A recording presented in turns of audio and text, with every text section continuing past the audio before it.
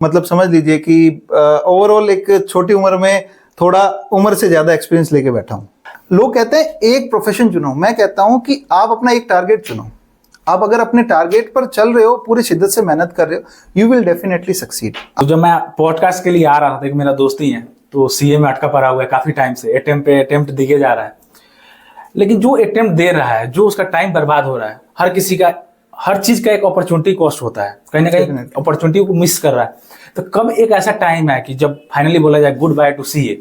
सब लोग एआई की बात कर रहे हैं, तो क्या एआई? मैं आपको काटना चाहूंगा, आपका सवाल ये तो नहीं है कि एआई जो ऐसी है कि जॉब खा जाएगा? राइट है। तो मैं इसका जवाब ये देना चाहूंगा, डेफिनेटली नॉट। जस्ट बिकॉज मैं कल का इंसिडेंट शेयर करता हूँ। आईटीआर तो बहुत सारे लोग तो प्रोफेशनल को हायर कर लेते, भरवा लेते हैं। बहुत सारे लोग खुद से करना स्टार्ट कर देते हैं, यूट्यूब का वीडियो सीख कर या गूगल से पढ़ के। तो बहुत सारा उसमें गलतियां होता है, तो आपके पास जरूर ऐसे आते होंगे। तो कौन कौन से गलती जनरली लोग करते हैं, अगर बता पाए, जिससे कि हमारे जो भी आईटीआर फाइल करने वाले वो ना गलती कर पाए। देखिए, गूगल बाबा का ज्ञान जो है वो खतरनाक है आज के वक्त में। मैं सही बात बताऊं, ज्ञान होना चाहिए। जो एक बिजनेसमैन होता है, जब भी बिजनेस स्टार्ट करते हैं तो उनके मन में एक क्वेश्चन रहता है, और बहुत बार क्या होता है ना, कंफ्यूज रहते हैं कि मुझे प्रोप्राइटरशिप बिजनेस स्टार्ट करनी है, या पार्टनरशिप बना के स्टार्ट करनी है, या प्राइवेट लिमिटेड बना के स्टार्ट करनी है। तो क्या करें जिससे कि उनका बिजनेस स्मूथली चल पाए, क्योंकि आज के डेट में देखा जाए जो भी प्रोसीजर होता है, जो भी कंप्लायंस होता है, उसको पूरा करना बहुत मैंडेटरी हो गया है। नहीं तो बहुत सारे अथॉरिटी की तरफ से नोटिस आना स्टार्ट हो जाता है। तो आप हमारे ऑडियंस को गाइड कर पाए। देखिए, इसका जवाब ये है कि आपका बिजनेस का साइज क्या है। नमस्कार दोस्तों, आप सभी का हमारे निक्सन टॉक पे स्वागत है। तो फ्रेंड्स, जो एक सीए होता है, हमारे देश के आर्थिक विकास और उन्नति में उनका अहम रोल होता है। चार्टर्ड अकाउंटेंट इसके अलावा ऑडिटिंग, टैक्सेशन और कंसल्टेंसी जैसी सर्विसेज देते हैं। किसी भी देश के लिए चार्टर्ड अकाउंटेंट का बहुत ही अहम रोल होता है। चाहे आप बात करा जाए, एक सीए जो होता है, अगर किसी बैलेंस शीट या फाइनेंशियल स्टेटमेंट में साइन कर देता है, उसको बोलते हैं ऑडिटेड बैलेंस शीट। तो फ्रेंड्स, आज हमारे साथ ऐसे ही एक यंगेस्ट और एक टैलेंटेड सीए जुड़ने वाले हैं, जो बिना देरी किए हुए अपने मेहमान से मिलवाते हैं और इस पॉडकास्ट को आगे बढ़ाते हैं। तो फ्रेंड्स, आज के जो हमारे मेहमान हैं उनका नाम सीए उत्तम मोदी है। तो आइए हम सब मिलके आज उत्तम मोदी का स्वागत करते हैं। हमारे यूट्यूब चैनल पे स्वागत है आपका। Thank you. तो उत्तम मोदी जी, सबसे पहले स्टार्ट करते हैं, थोड़ा अपने बारे में बताइए हमारे दर्शकों को। बेसिकली मैं एक चार्टर्ड अकाउंटेंट हूँ बाय प्रोफेशन, और मैं अपनी जर्नी में अगर मैं बात करूँ तो मेरे पास जॉब एंड प्रैक्टिस दोनों का एक्सपीरियंस है। जॉब मैंने कोटक महिंद्रा बैंक में एज ए बैंकर भी ज्वाइन करी हुई है, और वहाँ पे 2 साल का एक्सपीरियंस मैंने लिया। उसके बावजूद मैं अब एज ऑन डेट अगर प्रैक्टिस में हूँ, और अगर मैं बात करूँ मेरी, तो मतलब समझ लीजिए कि ओवरऑल एक छोटी उम्र में थोड़ा उम्र से ज़्यादा एक्सपीरियंस लेके बैठा हूँ। तो आपकी सीए की जर्नी के बारे में थोड़ा सा जानना चाहेंगे। तो आप राजस्थान के नोखा टाउन से बिलोंग करते हैं, तो वहां से लेके और सीए का सपना देखने तक का सफर कैसे रहा? देखिए, मैं आपको अगर बताऊं तो बेसिकली मैं कभी सीए बनना ही नहीं चाहता था। सीए की जर्नी कुछ ऐसे स्टार्ट हुई कि स्कूल में मैं थोड़ा सा, क्या मतलब कह सकते हो कि भाई अच्छे खासे नंबर आ जाते थे। तो एक बार क्या है, बैठे थे हम लोग दोस्त, सारे लोग बैठे थे, तो एक दोस्त कहता है यार सीए करेंगे।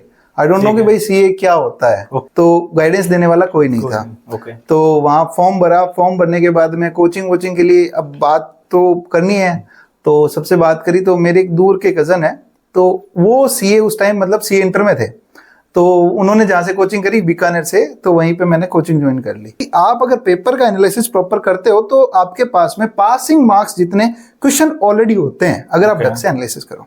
मतलब मेरे को फाइनल में अटेम्प्ट नहीं लगे और मैं अपनी एक स्ट्रेटेजी के थ्रू क्लियर हो गया। ठीक है, तो सीए में बेसिकली यही है कि भाई आपको अपनी स्ट्रेटेजी जरूरी है, आप बिना स्ट्रेटेजी के क्लियर नहीं हो पाएंगे। तो उत्तम जी, जैसे बता रहे हो आपकी काफी स्ट्रगल है, काफी आप फेल भी रहे। बहुत सारे बच्चे, मैं सीए की बात नहीं कर रहा हूँ, अदर स्ट्रीम की बात कर रहा हूँ, चाहे मेडिकल ले लो, इंजीनियरिंग ले लो, बच्चे फेल होते हैं तो उसको बर्दाश्त नहीं कर पाते हैं, एक्सेप्ट नहीं कर पाते हैं, और बहुत सारे बच्चे सुसाइड कर लेते हैं। तो आप उस पर क्या बोलना चाहोगे? क्योंकि फेल तो आप भी हुए थे, लेकिन आपने उसको एंजॉय करते हुए क्या स्ट्रेटजी बनाई, अच्छा से एनालिसिस किया और पास हो गए फाइनली। डेफिनेटली। बेसिकली इसमें मैं इतना कहना चाहूँगा कि भाई मुश्किलें हर एक की लाइफ में है। आप अगर एक स्ट्रीम में फेल हो रहे हो, एक चीज में फेल हो रहे हो, इसका मतलब ये नहीं है कि आप दूसरी चीज नहीं कर सकते। लोग कहते हैं एक प्रोफेशन चुनो, मैं कहता हूं कि आप अपना एक टारगेट चुनो। आप अगर अपने टारगेट पर चल रहे हो, पूरी शिद्दत से मेहनत कर रहे हो, यू विल डेफिनेटली सक्सीड। आप जरूर पास होंगे। अगर आप नहीं हो पा रहे, मैं ये नहीं कहूंगा कि भाई आप अगर मान लो हो गए, मैं कह रहा हूँ मान लो नहीं हो रहे तो सुसाइड करना, जैसे आपने बोला बच्चे सुसाइड कर लेते हैं, डिमोटिवेट हो जाते हैं, कोई जरूरत नहीं है। मेरा एक ही ख्याल था, मैं अपनी लाइफ के साथ कुछ ना कुछ अच्छा जरूर कर लूंगा अगर सीए नहीं भी हुई तो। मैं आपकी ऑडियंस से भी ये कहना चाहूंगा कि बेसिकली अगर आप फेल होते हैं तो कोई जरूरी नहीं कि वो एक ही स्ट्रीम आपके लिए बनी है, आप बहुत कुछ कर सकते हैं। आप एग्जाम में फेल हो कोई बात नहीं, आप बिजनेस कीजिए, आप यूट्यूब वीडियो बनाइए, आप बना रहे हैं और भी बहुत सारे यूट्यूबर्स हैं, तो आप यूट्यूब वीडियो बनाइए। अगर आप में टैलेंट है तो डेफिनेटली आप कहीं ना कहीं सक्सीड जरूर करेंगे। फेल होने का मतलब ये बिल्कुल नहीं है कि आपकी लाइफ खत्म हो गई है। एक और क्वेश्चन आता है स्टूडेंट लोगों का, बेसिकली जो सीए फैटर्निटी सीए स्टूडेंट की बात कर रहे हैं, तो उनका क्वेश्चन आता है जब इतना टाइम, क्योंकि ऑन एन एवरेज देखा जाए 6 से 7 साल लगता है सीए क्वालिफाई करने में, तो लोग बोलते हैं, जो भी नए बच्चे आ रहे हैं बोल रहे हैं कि इससे अच्छा कि गवर्नमेंट का प्रिपरेशन कर लिया जाए, कोई गवर्नमेंट की जॉब निकाल लिया जाए, उसमें अटेम्प्ट का भी दिक्कत नहीं होता है, कोई अटेम्प्ट भी नहीं पूछता है, अगर ऑफिसर बन गए तो ऑफिसर बन गए, फिर तो लाइफ मजे में है। बिल्कुल। तो इसको कंपेयर करते हैं कि जब 6 साल 7 साल सीईओ को देना है, उससे अच्छा है कि मैं गवर्नमेंट जॉब का तैयारी करूँ, गवर्नमेंट जॉब कर लूँ। तो आप इस पे क्या मतलब बोल रहे हैं? देखिए क्या है कि भाई आप किस चीज के लिए बने ये आपको सोचना है। इसका जवाब मैं ना देके, इसका जवाब जो ये सोच रहा है उसके पास बेटर है कि आप करना क्या चाहते हैं एक्चुअल लाइफ में।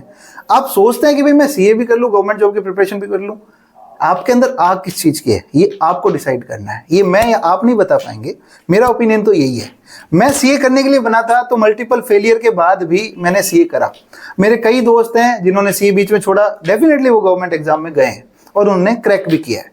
तो वो जिस चीज के लिए बना है आपको आइडेंटिफाई करना है। आप सोचिए, इस पॉडकास्ट को देखने के बाद मैं ये कहूंगा आप अपने आप को सोचिए आप किस चीज के लिए बने। क्या आपका मन सीए करने में लग रहा है, क्या आपका मन इंजीनियरिंग करने में लग रहा है, या कोई दूसरे गवर्नमेंट एग्जाम देने में। मानता हूं कोई अटेम्प्ट लिमिट नहीं है दूसरे में, कोई ये नहीं पूछेगा कि भाई आप कौन से उसमें या आपने क्या करके छोड़ा, कोई नहीं पूछेगा। बट आपको डिसाइड करना है कि आपको क्या करना है। अगर आपके अंदर आग है तो आप डेफिनेटली सीए करना चाह रहे हैं तो सीए करेंगे, और गवर्नमेंट एग्जाम में अगर जाना चाह रहे हैं तो आप डेफिनेटली गवर्नमेंट एग्जाम भी सक्सीड करेंगे।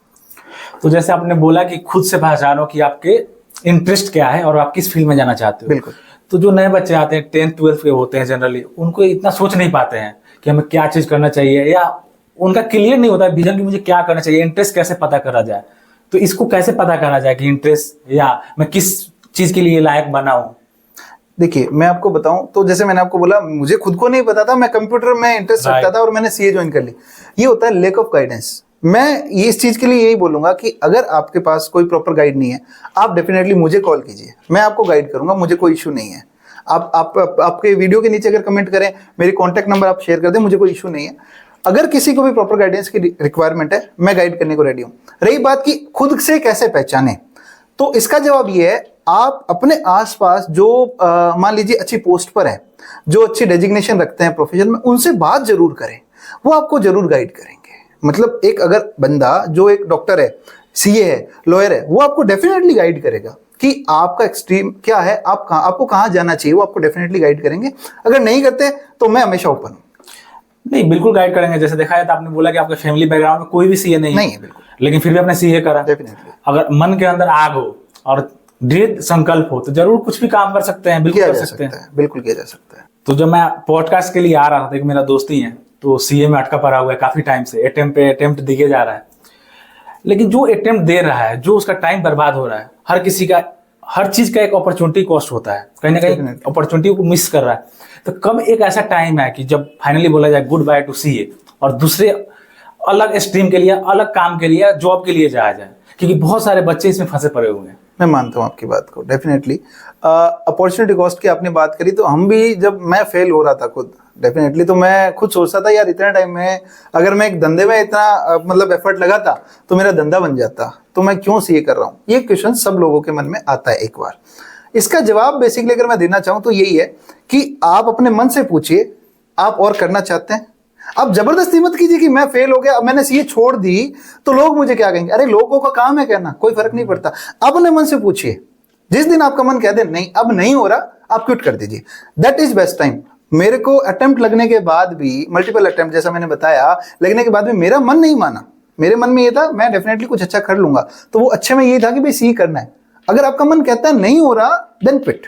बेस्ट टाइम वही है, कोई ये नहीं कहूंगा 1 साल 2 साल 5 साल, बेस्ट टाइम है जब आपका मन आपको मना करते। ये आपके ऊपर है। सीए में जो पढ़ाई कर रहे हैं बहुत सारे बच्चों का एक क्वेश्चन होता है या बहुत सारे लोग बोलते हैं कि जो पहले सीए का वैल्यू था अब वो नहीं रह गया, सीए में स्कोप नहीं रह गया। तो इस पे आप क्या बोलना चाहेंगे हमारे ऑडियंस को? देखिए, मैं यहाँ पर सीधा सीधा आपकी ऑडियंस को एक ही बात कहूंगा, डिमांड एंड सप्लाई का खेल है सारा। ओके। अगर आप कहते हैं स्कोप नहीं है तो मैं इस चीज से एग्री नहीं करूंगा। स्कोप बहुत है। यहाँ पर समझने वाली बात सिर्फ इतनी है, सीए का मतलब सिर्फ एक ऑफिस खोलकर बैठना नहीं है, ऑडिट करना नहीं है। सीए आने वाले टाइम में बहुत से ईरा ऐसे हैं जहां पर सीए काम कर सकता है। मैं अगर एग्जांपल दूं तो आपने कार्बन क्रेडिट के बारे में सुना है? तो कार्बन क्रेडिट की ऑडिट सीए करेगा, कर सकता है। इन्वायरमेंटल ऑडिट, सोशल ऑडिट, जरूरी नहीं है आपको टिपिकल फाइनेंशियल ऑडिट लेके बैठनी है। There are lots of things to do. कई ऐसी जॉब्स हैं जहां पर सीए की रिक्वायरमेंट है, जॉब वालों के लिए बात करूं तो ऐसा नहीं कि स्कोप नहीं है, स्कोप बहुत है। आपको वही बात है, स्कोप आइडेंटिफाई करना पड़ेगा। मन में एक और सवाल आता है, सब लोग एआई की बात कर रहे हैं, तो क्या एआई? मैं आपको काटना चाहूंगा, आपका सवाल ये तो नहीं है कि एआई जो है सीए की जॉब खा जाएगा? राइट। तो मैं इसका जवाब ये देना चाहूंगा, डेफिनेटली नॉट। जस्ट बिकॉज मैं कल का इंसिडेंट शेयर करता हूँ। इनकम टैक्स का टाइम चल रहा है तो हम एक क्लाइंट की रिटर्न भर रहे थे, तो मेरे एक आर्टिकल है, आर्टिकल के दिमाग में आपको पता है चलता है कि चलो एआई से पूछते हैं। तो एक टैक्स की कैलकुलेशन कर रहे थे, तो 40 लाख के ऊपर टैक्स बता रहा है एआई 20 लाख। 40 लाख की इनकम है, 20 लाख वो बता रहा है। और रही बात दूसरी चीज की, चलो ये तो गलत है, कोई बात नहीं, अपडेटेड नहीं है एआई। रही बात दूसरी चीजों की, तो मैं अब बात कर रहा हूँ टैक्स प्लानिंग की, और टैक्स इवेजन की नहीं कर रहा, टैक्स प्लानिंग की। वो आपको एआई नहीं करवा पाएगा, वो आपको पर्सनली किसी से कंसल्ट करना ही पड़ेगा। आप मैं दूसरा एग्जांपल लेता हूँ सीए से दूर हट के। आजकल डॉक्टर के लिए बहुत सारी ऐप चल रखी है, वो वर्चुअल है, एआई भी नहीं है, वर्चुअल डॉक्टर से आप कंसल्ट करते हैं। एक आप यहाँ आपके पास में क्लिनिक है, वहां जाके कंसल्ट करते हैं। आपको सेटिस्फेक्शन कहाँ मिलेगा, आप खुद डिसाइड कीजिए। वर्चुअल में आपको सेटिस्फेक्शन नहीं मिलेगा जब तक डॉक्टर वो चेक नहीं करता। डेफिनेटली। तो बस वही चीज है, एआई आ भी जाएगा तो आपकी जॉब्स नहीं खाएगा। प्रैक्टिस तो डेफिनेटली नॉट। रही बात अब जॉब्स की करें, तो जॉब के लिए जो एनालिसिस है, जो आपको क्रेडिट एनालिसिस करना पड़ता है, वो एआई नहीं कर पाएगा। हाँ, क्लेरिकल काम जरूर एआई कर देगा, क्लेरिकल जो भी काम है एआई कर देगा डेफिनेटली, जिससे आपका काम करने के लिए जो टाइम है वो कम हो जाएगा। बट जो डिसीजनल काम है और जो स्ट्रेटेजिकल काम है वो आप ही को करना पड़ेगा। एक मेरा फ्रेंड है जो कि पेशे से सीए ही है, तो जॉब करता है, रात दिन घुट घुट के जॉब करता है। उसके मन में आता है कि मैं भी प्रैक्टिस स्टार्ट करूं, मैं भी अपने मन का राजा बन पाऊं। देखा जाए तो अभी आप प्रैक्टिस कर रहे हो, तो जो नए सीए हैं वो प्रैक्टिस तो करना चाह रहे हैं, लेकिन डर रहे हैं कि कैसे क्या नए नए रिस्पॉन्सिबिलिटी आ जाएगी, कैसे स्टार्ट करना है, उनको पता नहीं है। तो इस पे आप क्या बोलना चाहोगे, क्योंकि आपके पास अच्छा खासा एक्सपीरियंस है जॉब में। जो लोग हैं बेसिकली मैं आपको बताऊं तो वो क्या है, जैसे आपने बताया घुट घुट के जॉब कर रहे हैं। रीजन भी उनको छुट्टी के लिए भी बॉस जाना है, बॉस आज ये काम है वो काम है, तो इसलिए क्या मन के राजा नहीं है। मन का राजा प्रैक्टिस वाला भी नहीं है। मैं आपको डेफिनेट आज आपके दोस्तों को या आपकी ऑडियंस को क्लियर कर दूं, प्रैक्टिस वाला भी नहीं है। प्रैक्टिस में जॉब से ज्यादा मेहनत है। इफ यू वांट कि आपके पास एक सिक्योर इनकम आती रहे तो आप जॉब में ही रहिए। आप चाहते हैं आप ग्रोथ करें, but it will take time. अगर समय दे सकते हैं तो आप डेफिनेटली प्रैक्टिस में आए। एक मेरा फ्रेंड का ही क्वेश्चन है, वो एमएनसी में काम करता है, अच्छा खासा सैलरी मिलता है, लेकिन वो बोल रहा है कि अच्छा सेविंग भी है, कोई दिक्कत नहीं है, लेकिन उसको डर लगता है प्रैक्टिस स्टार्ट करने से, क्योंकि बोलता है कि नया क्लाइंट कैसे बनाया जाए। आपको पता ही होगा, तो उसको कैसे नया क्लाइंट बनाया, नया क्लाइंट कैसे ढूंढा जाए, कैसे रेवेन्यू अपने फर्म का ग्रोथ करा जाए। देखिए, सबसे पहले आपके दोस्त को इन सब चीजों के लिए सबसे पहले जरूरी होगा जॉब छोड़ना। अगर मैं कहूं कि वो ये सोच रहा है कि जॉब के साथ में मैं पैरेलल क्लाइंट बनाता रहूं, तो इसका जवाब ना है। क्योंकि मुझे भी कई लोगों ने बोला था कि आप ऐसा करके पैरेलल प्रैक्टिस ग्रो करते रहिए और साथ में जॉब करते रहिए, सिक्योर इनकम आ रही है। बट मेरा जवाब है ऐसा नहीं हो सकता, आपको फुल। तो अभी आईटीआर यानी इनकम टैक्स रिटर्न का सीजन आ चुका है, बिल्कुल। तो बहुत लोग कंफ्यूज होते हैं। मार्केट में जनरली देखने को मिलता है, जो छोटे छोटे अकाउंटेंट होते हैं वो tax evasion plus tax saving में अंतर नहीं कर पाते हैं और क्लाइंट को गुमराह कर देते हैं और बता ही नहीं पाते हैं कि टैक्स इवेजन किसको बोलते हैं, टैक्स सेविंग किसको बोलते हैं। तो हमारे ऑडियंस को आप थोड़ा सा टैक्स सेविंग के बारे में बता पाए तो आप बता दीजिए प्लीज। देखिए, टैक्स सेविंग का मतलब ये होता है कि आप प्रॉपर प्लानिंग करें और उसके बाद में आप कर को बचाएं। और टैक्स इवेजन ये है कि आप गलत सलत चीज़ों को अपने इनकम टैक्स रिटर्न में दिखा रहे हैं और अपना टैक्स कम कर रहे हैं। दोनों में फर्क ये, एक लीगल एक इलीगल है। Tax planning is legal, tax evasion is illegal. चोरी करना गुनाह है मगर उसको प्लान करना सही है। आप मेरे को समझ रहे होंगे। तो अगर मैं बोलूं सेविंग के लिए, तो सेविंग के लिए गवर्नमेंट जो है चैप्टर 6 के अंदर डिडक्शंस देती है, एटीसी, ठीक है, जिसके अंदर LIC वगैरह, म्यूचुअल फंड्स वगैरह, इन्वेस्टमेंट्स वगैरह हैं, उसके बाद में मेडिकल के लिए अगर आपकी मेडिकल पॉलिसीज वगैरह हैं, ठीक है, अगर आप कोई घर खरीदते हैं तो उसके ऊपर इंटरेस्ट और प्रिंसिपल के डिडक्शंस हैं, ठीक है, तो ऐसे करके वेरियस डिडक्शंस हैं।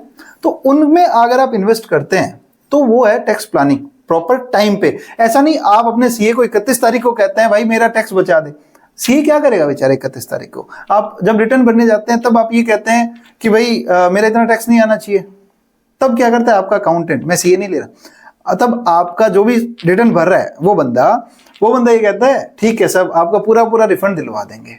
कैसे दिलवाएंगे वो? जब उस बंदे ने, जब असेसी ने कोई प्लानिंग नहीं करी, कोई सेविंग नहीं करी, कोई इन्वेस्टमेंट नहीं करा, कैसे दिलवा रहा है वो? सोचने वाली बात है ये। वो क्या करता है, गलत सलत 80C जो 1,50,000 रुपये मिलता है पूरा डाल दिया, फिर उसके बाद में अदर डायरेक्शन 80D है, 80 इवन मैंने कई केसेस में देखा है 80U जो मतलब डिसेबिलिटी वाला सेक्शन है उसके अंदर भी लोग डाल रहे हैं। एक बार के लिए क्लाइंट का रिफंड आ गया, क्लाइंट खुश। अब बाद में जब नोटिस आएगा तब कौन देखेगा?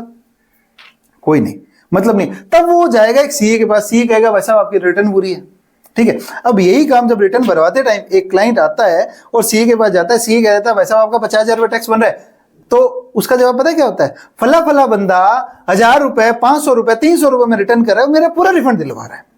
तो वो कैसे कर रहा है? आप ये देखिए, फाइनेंशियल एक्सपर्ट कौन है वहां पर? वो फला बंदा या आपका चार्टर्ड अकाउंटेंट?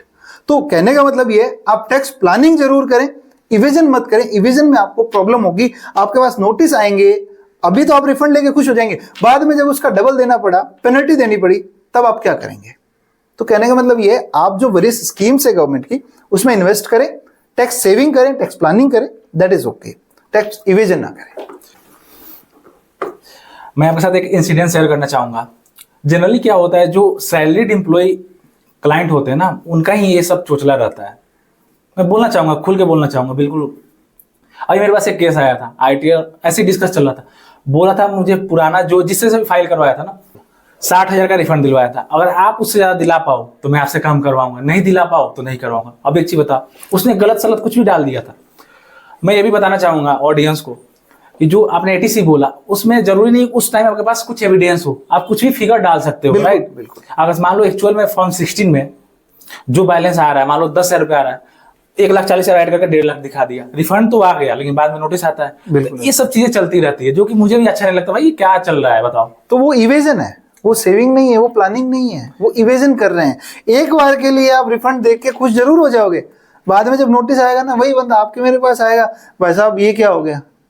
तो आप इस चीज को समझना जरूरी है नॉर्मल लोगों को, कि जो आपको 300-500 में पूरा रिफंड दिलवा रहा है, वो अंदर क्या कर रहा है, आपको वो चीज समझनी जरूरी है। आपके रिटर्न में वो भर क्या रहा है, ये चीज आपको नॉलेज होना बहुत जरूरी है। आईटीआर तो बहुत सारे लोग तो प्रोफेशनल को हायर कर लेते, भरवा लेते हैं। बहुत सारे लोग खुद से करना स्टार्ट कर देते, यूट्यूब का वीडियो सीख कर या गूगल से पढ़ के।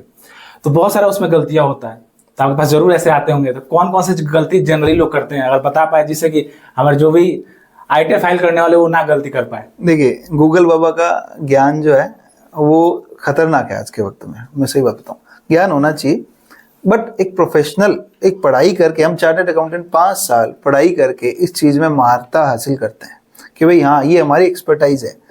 आप एक ऐसे बंदे के पास जाते हैं जो बंदा, मतलब समझ लीजिए कि ग्रेजुएट भी नहीं होगा, और ग्रेजुएट है भी तो उसको प्रॉपर नॉलेज नहीं है, वो आपकी इनकम टैक्स रिटर्न भरता है। जरूरी नहीं है कि आपकी इनकम टैक्स रिटर्न एक सीए भरे, जरूरी नहीं है, बट ये बहुत जरूरी है कि रिटर्न जो है प्रॉपर भरी जाए। देखिए, रही बात गलतियों की, तो मैं ये कहूँगा कि बहुत सारी गलतियां होती है जो इनकम टैक्स रिटर्न भरते टाइम होती है। अगर मैं कहूँ आप अपनी रिटर्न खुद भर रहे हैं तो मैं पहले उसको हाईलाइट करता हूँ। आप अपनी रिटर्न कभी भी रिफंड के लिए ना भरें, आप अपनी रिटर्न भरें लीगली फॉर्म में, जो आपके पास एक्चुअल है उसी के लिए, सबसे पहली बात। क्योंकि रिफंड के लिए भरेंगे तो आप क्या क्या गलतियां करेंगे, आप एटीसी डाल देंगे पूरा जो आपको मिल रहा है, सीसीडी जो डिडक्शन मिलती है 50,000 एनपीएस वाली, वो आप डाल देंगे। तो ये गलत हुआ अगर आपके पास एविडेंस है नहीं, आपने इन्वेस्टमेंट नहीं किया।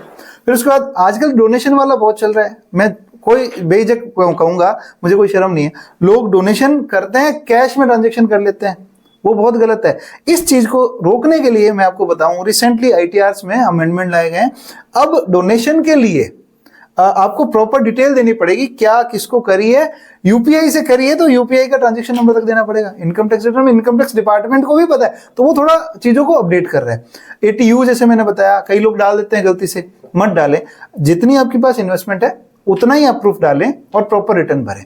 अब एक और जनरली ऐसे क्वेश्चन आता है, या बहुत बार बहुत सारे क्लाइंट पूछते भी हैं, अगर टीडीएस नहीं काटा है तो मुझे आईटीआर भरने की जरूरत नहीं होती है, मुझे कहीं से सैलरी के अलावा कोई और इनकम होता है, जैसे इंटरेस्ट इनकम कोई गांव में कमाता है, या ट्यूशन पढ़ा के इनकम कमाते हैं, या शेयर में इन्वेस्ट करके भी पैसा जो कैपिटल गेन होता है वो भी कमाते हैं, तो बोलते हैं मुझे आईटीआर फाइल करने की नीड नहीं है।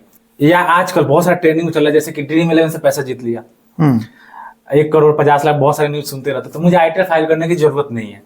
देखिए, मैं इस पर बोलना चाहूंगा कि आपको रिटर्न कब फाइल करनी है ये आपको पता होना चाहिए। ये सारी चीजें फाइनेंशियल नॉलेज आपको होना चाहिए इन सब चीजों का।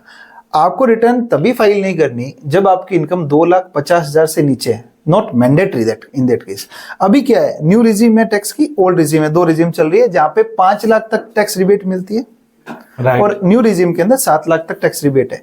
तो अब कई लोग इसको ये भी समझ रहे हैं कि 7 लाख तक मैं रिटर्न ना भरूं, ओल्ड रिजीम में है तो 5 लाख तक रिटर्न ना भरूं। इसका मतलब ये नहीं है। रिबेट का मतलब ये है कि गवर्नमेंट आपका जो टैक्स बन रहा है उतना टैक्स कम कर रही है। बट अगर आपकी इनकम 2,50,000 से नीचे है तभी आपको रिटर्न भरना मैंडेटरी नहीं है। Otherwise you have to file income tax return. In that case if your income is more than 250 you have to file. Next question, जो एक बिजनेसमैन होता है, जब भी बिजनेस स्टार्ट करते हैं तो उनके मन में एक क्वेश्चन रहता है, और बहुत बार क्या होता है ना, कंफ्यूज रहते हैं कि मुझे प्रोप्राइटरशिप बिजनेस स्टार्ट करनी है, या पार्टनरशिप बना के स्टार्ट करनी है, या प्राइवेट लिमिटेड बना के स्टार्ट करनी है। तो क्या करें जिससे कि उनका बिजनेस स्मूथली चल पाए, क्योंकि आज के डेट में देखा जाए जो भी प्रोसीजर होता है, जो भी कंप्लायंस होता है, उसको पूरा करना बहुत मैंडेटरी हो गया है, नहीं तो बहुत सारे अथॉरिटी की तरफ से नोटिस आना स्टार्ट हो जाता है। तो आप हमारे ऑडियंस को गाइड कर पाए। देखिए, इसका जवाब ये है कि आपका बिजनेस का साइज क्या है। अगर आपका बिजनेस का साइज छोटा है तो आप डेफिनेटली प्रोप्राइटरशिप में जाइए। उसके बाद पार्टनरशिप है, अगर आप पार्टनर करना चाहते हैं तो। अगर आप पार्टनरशिप नहीं करना चाहते और एक अकेले व्यक्ति बिजनेस करना चाहते हैं, you can form OPC as well, 1 person company जिसे हम लोग कहते हैं। प्राइवेट लिमिटेड कंपनी में वही सेम चीज है कि भाई आपको 2 मेंबर कम से कम चाहिए, पब्लिक लिमिटेड उससे बड़ी हो जाती है। तो आपको किस फॉर्म में बिजनेस करना है ये डिपेंड करेगा कि आप किस टाइप का और किस साइज का बिजनेस करना चाहते हैं। जस्ट फॉर एग्जांपल, आप एक किराने की दुकान कर रहे हैं, ठीक है, तो उसके लिए प्रोप्राइटरशिप इनफ है। और इवन मैं बात करूं तो ऐसी कंपनियां भी देखी है जो 10 लाख रुपए टर्नओवर है, वो प्राइवेट लिमिटेड में फॉर्म्ड है। और मतलब ऐसे प्रोप्राइटर भी देखे जिनका टर्नओवर 100 करोड़ है। तो अब उनकी रिक्वायरमेंट के हिसाब से वो अपना बिजनेस का स्ट्रक्चर तय करते हैं। आपके ऑडियंस के लिए, सहूलियत के लिए मेरे पास एक कंपैरिजन पड़ा है, मैं आपको दे दूंगा। आप डेफिनेटली अपने वीडियो के नीचे लिंक दे दीजिएगा। तो बिल्कुल जैसे कि उत्तम भाई आपने बताया, और कोई क्वेरी रह जाती है, लोग आपसे कांटेक्ट करने अगर ट्राई करें तो कैसे कर पाएंगे? आप मेरा कांटेक्ट नंबर शेयर कर दीजिए अपने वीडियो के अंदर, कोई दिक्कत नहीं है। आप मुझे पहले पिंग कर दें व्हाट्सएप पे या मैसेज पे, तो मुझे जैसे भी टाइम मिलेगा मैं डेफिनेटली गाइड करने की कोशिश करूंगा। तो जैसे आपने बताया, तो मेरे अकॉर्डिंग जहां तक मुझे समझ में आई, और कोई भी स्टार्टअप बिजनेस कर रहा है तो सबसे बढ़िया है, क्योंकि उसमें फंड की कमी होती है, तो सबसे बढ़िया प्रोप्राइटरशिप के साथ जाए। देखिए, स्टार्टअप का मतलब समझने की जरूरत है सबसे पहले कि अगर आपका मतलब स्टार्टअप से है नया बिजनेस, तो मैं नए बिजनेस के लिए ये कहना चाहूंगा कि अगर आप सिर्फ नया बिजनेस शुरू कर रहे हैं आप प्रोप्राइटरशिप में जा सकते हैं। बट अगर आप रिकॉग्नाइज स्टार्टअप बनना चाहते हैं, then you have to form a company और एलएलपी, जिससे क्या है आपको गवर्नमेंट बेनिफिट मिलेंगे। अब चलिए, मान लीजिए किसी ने अपना स्टार्टअप शुरू कर लिया, या प्रोप्राइटरशिप बना के, पार्टनरशिप बना के, या कंपनी बना के, जो भी है स्टार्ट कर लिया, ना एक प्रॉब्लम आती है, उसके पास पैसा लिमिटेड होता है, फंड लिमिटेड होता है, तो उसको कैसे मैनेज कर पाए? देखिए, इसके लिए मैं अगर बताना चाहूँ तो गवर्नमेंट बहुत सारी स्कीम चलाती है स्टार्टअप्स के लिए। अब स्टार्टअप को यहाँ पे समझने की जरूरत है कि गवर्नमेंट की नज़र में स्टार्टअप क्या है। पहली बात, आपका आइडिया जो है वो इनोवेटिव होना चाहिए, रोजगार जनरेट होना चाहिए। देन आप क्या करेंगे, अपने बिजनेस को रजिस्टर कराएंगे स्टार्टअप इंडिया के अंदर। देन आप एलिजिबल हो जाते हैं मल्टीपल बेनिफिट्स जो गवर्नमेंट देती है। गवर्नमेंट की बहुत सारी स्कीम्स हैं, तो गवर्नमेंट की स्कीम्स का बेनिफिट लेने के लिए आपको स्टार्टअप इंडिया के अंदर रजिस्ट्रेशन लेना रहेगा, ठीक है। रही बात सोर्स लिमिटेड होने की, तो फंड और सोर्स जो है बेसिकली आप बूटस्ट्रैप नहीं है, ठीक है, तो आप कहीं ना कहीं बाहर से इन्वेस्टर ढूंढेंगे। आपके पास पैसा है तो आप अपना पैसा लगाएंगे, ठीक है। तो लिमिटेड रिसोर्सेज का मैं अगर आज के इरा में बात करूं तो लिमिटेड रिसोर्सेज नहीं है। मतलब किसी के पास भी लिमिटेड रिसोर्स नहीं है, resource are unlimited, you have to identify. कैसे? अगर आपका आइडिया जो है वो आइडेंटिकल है और वो रोजगार जनरेट कर रहा है, प्रॉब्लम सॉल्विंग है, देन आपको फंड भी मिल जाएगा। There are lots of investors in market जो आपको फंड प्रोवाइड करने के लिए रेडी हैं। गवर्नमेंट भी आपको बहुत सारी छूट्स देती है, बहुत सारी सब्सिडीज देती है। तो आपको इस चीज को नहीं सोचना है कि फंड लिमिटेड है, आपको अपने आइडिया पर काम करना है। चलिए, आपने बता दिया, बहुत सारे संस्था के बारे में बताया या बहुत सारे इन्वेस्टर के बारे में बताया कि मिल जाते हैं, लेकिन एक आम इंसान, बहुत सारे मैं जानता हूँ, जिनको जानता हूँ, उनके पास आइडिया बहुत झकास है, फारू आइडिया है, लेकिन उनके पास फंड नहीं है। वो सोचते हैं कि मैं स्टार्ट कैसे करूँ, कहाँ से इन्वेस्टर ढूंढूं। देखिए, इन्वेस्टर ढूंढने की, स्टार्ट करने की दो अलग अलग चीजें हैं। मैं अगर बात करूँ स्टार्ट करने का, तो आप स्टार्ट कीजिए अपने घर से। मैं तो सीधी सी बात कहता हूँ, आप अपने घर से स्टार्ट कीजिए। ठीक है, आपका आइडिया अगर अच्छा है तो आपको बैंक भी फंडिंग करेगा।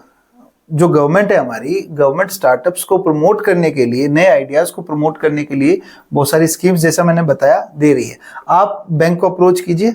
ठीक है, उसके अंदर अगर मैं और आगे बढ़ूं तो आपको एक गवर्नमेंट की स्कीम के बारे में बताना चाहूंगा। गवर्नमेंट की एक स्कीम है जिसके अंदर आपको 59 मिनट्स में लोन सैंक्शन होता है। अच्छा है। ठीक है, दैट्स कॉल्ड PSB 59। आप भी जरूर देख सकते हैं। ठीक है, उसमें अगर आपके डॉक्यूमेंट्स जैसे हैं, उसके बेसिस पर एक एनालिसिस होता है एंड आपका इन प्रिंसिपल सैंक्शन आपके पास 1 घंटे के अंदर आ जाता है। 1 घंटा भी कौन सा बोल रहा हूं मैं, जो आप टाइम लगाएंगे फॉर्म भरने में, जैसे ही आप फॉर्म सबमिट करेंगे आपके पास बैंक्स की लिस्ट आ जाएगी कि ये बैंक इस रेट पर आपको लोन ऑफर कर रहे हैं। तो अब आप देखिए कि गवर्नमेंट कितनी हेल्प कर रही है। तो ये नहीं है कि मेरे पास फंड नहीं है तो मैं बिजनेस स्टार्ट नहीं कर सकता। आप अपने आइडिया के लिए कॉन्फिडेंस रखिए कि मेरा आइडिया वर्क करेगा। फिर उसके बाद एक प्रोजेक्ट रिपोर्ट बनाइए कि भाई इतना इतना है, मार्केट रिसर्च कीजिए। मार्केट रिसर्च आपको करनी पड़ेगी। फिर उसके बाद आप फंडिंग के लिए जाइए, आपको डेफिनेटली फंडिंग मिलेगी। अब इतना सारा चीज डिटेल तो बता दिया। जो भी बिजनेसमैन है, नेक्स्ट उनका एक नया प्रॉब्लम जो आता है, एम्प्लॉय तो रखते हैं, उनको मैनेज कैसे करा जाए, कौन टाइम पे आ रहा है, नहीं आ रहा है, क्योंकि शुरू शुरू में बिजनेस इतना बेनिफिट, इतना प्रॉफिट नहीं दे पाता कि सबको हम मैनेज सही से कर पाए। तो हमारे लिए बहुत इंपॉर्टेंट टास्क हो जाता है कि अपने एम्प्लॉय को ही मैनेज करना, टाइम से आए और टाइम से जाए। तो इसके लिए कैसे क्या करा जाए, तो इसके लिए कॉस्ट जो भी बिजनेसमैन है, ओनर है, उनको बहुत ज्यादा पड़ जाता है। तो इसको मैनेज करने के लिए अगर कम कॉस्ट में कुछ ज्यादा बेनिफिट वाला अगर मिल जाए एम्प्लॉय को मैनेज करने वाला, तो आप क्या रिकमेंड करोगे? देखिए, मैं आपको बताऊं तो ये डेफिनेटली एक प्रॉब्लम है। ये इवन हम सीए लोगों के साथ भी प्रॉब्लम है, या फिर जैसे छोटे बिजनेसेस हैं, ठीक है, उनके लिए ज्यादा प्रॉब्लम है। बड़े बिजनेसेस तो आजकल बहुत सारी एप्लीकेशंस, बहुत सारे वेबसाइट्स हैं, उनका सब्सक्रिप्शन ले लेते हैं। छोटे बिजनेस क्या करें? आपके सवाल जो है बिल्कुल जायज है। इवन मेरे ऑफिस में भी मैंने ये प्रॉब्लम फेस करी है। तो मतलब मेरे एक दोस्त हैं, उन्होंने एक एप्लीकेशन डेवलप करी है, मैं आपको बताना चाहूंगा, वो लाइव हो चुकी है। मैं अपने ऑफिस में भी उस एप्लीकेशन को यूज करता हूँ, हाजरी नाम से है वो एप्लीकेशन। तो उसमें क्या है बेसिकली, अगर मैं बात करूं तो ऑफिस में जब बंदा आता है, आजकल स्टार्टअप कल्चर है तो वर्क फ्रॉम होम भी करते हैं लोग, तो उसमें जब बंदा आता है ऑफिस में, तब वो अटेंडेंस लगाएगा, जाता है तब वो पंच आउट कर देगा।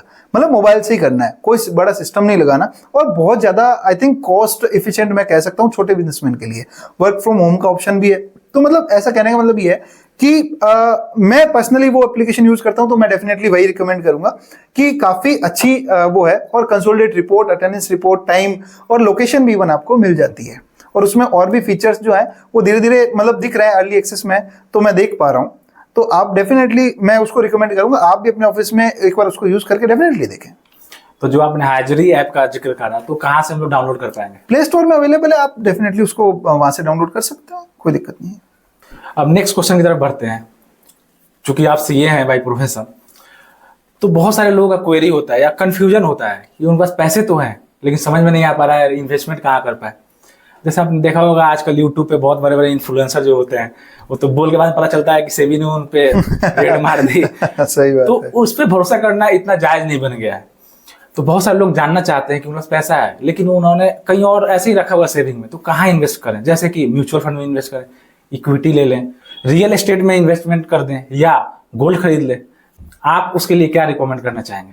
देखिए, डेफिनेटली मैं इस चीज के लिए कहूंगा कि जो सेबी वाली बात आपने कही, सेबी ने भी बोला है कि भाई इवन आप और मैं अगर बैठे हैं, मैं गाइड कर रहा हूं, तो मैं उस चीज के लिए नॉलेज रखता भी हूं कि नहीं रखता। क्योंकि आजकल मैं फ्रैंकली बोलूंगा, झोला छाप इन्वेस्टमेंट स्ट्रेटेजी बताने वाले बहुत लोग हैं। वो बता तो देते हैं, कैसे काम करते हैं वो भी मैं आपको बताऊं। आप लोग अगर किसी ग्रुप्स वगैरह में जुड़े हुए हैं तो वो कैसे काम करते हैं मैं आपकी ऑडियंस को बताना चाहूंगा कैमरे की तरफ फेस करके बिल्कुल। कि बेसिकली क्या है कि मान लो मेरे पास 1 लाख लोगों का डेटा है, हाउ दे आर वर्किंग।